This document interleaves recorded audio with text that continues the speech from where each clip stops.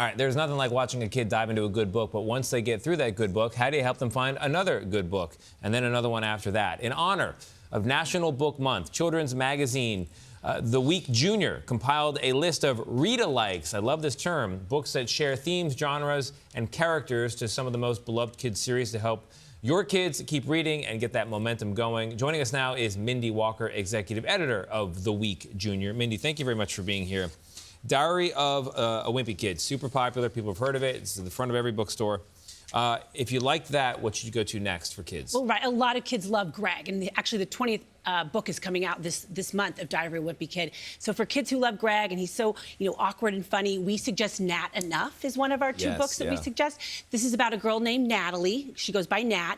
She is also a middle schooler like Greg, and she's got friendship drama, she's got some bullying, the popular kids, beautiful comic panels this book is told through, and she has to realize, is she enough just being herself, Nat Enough? And then the other book that we suggest is J versus K. And this is actually written by the amazing authors Jerry Craft and Kwame Alexander. J stands for Jerry, K stands for Kwame, and they are fifth graders in this book. And J loves to draw, K loves to write, and they are competing in a storytelling contest. Oh, cute. And they're big rivals, they both want to win it, and they end up collaborating together. But then the big plot twist... Wait, don't tell us. No, I can't, it's okay. Is that the Diary of a Wimpy Kid, Jeff Skinney, makes an appearance. So it's definitely a great book for those people. Yeah. Okay. When we were talking about this segment, somebody was like, "Oh, Percy Jackson and the Olympians." One of our colleagues loves this book. For people who love that book, what do you recommend? Right. That's about a regular kid who ends up, working with Greek gods and fighting monsters. So for that book, we definitely suggest Amari and the Night Creatures.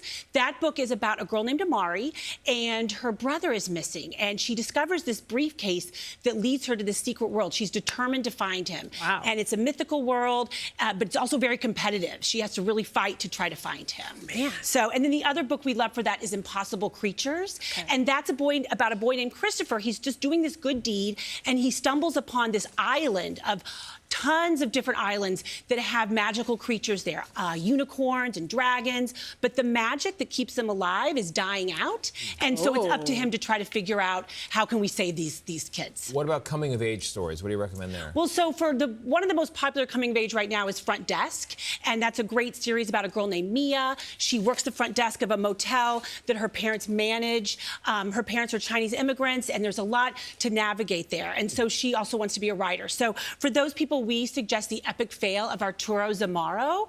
And like Mia, he works in his family's restaurant. It's a Cuban-American restaurant in Miami. And he has a great life, but then all of a sudden these developers come and they want to get rid of the restaurant. Oh, no. And so he has to really work together with the community to take care of that. And then the other book that's a really great coming-of-age one would be Parachute Kids. And that's about a set of 3 siblings. The book is set in 1981, so cell phone free. And these 3 kids come to live in America. They're from Taiwan. Wow. And it's based partly on the author's experience. Amazing. Mindy Walker, thank you so much. To find the full list of book recommendations, head over to theweekjunior.com. I want to read these.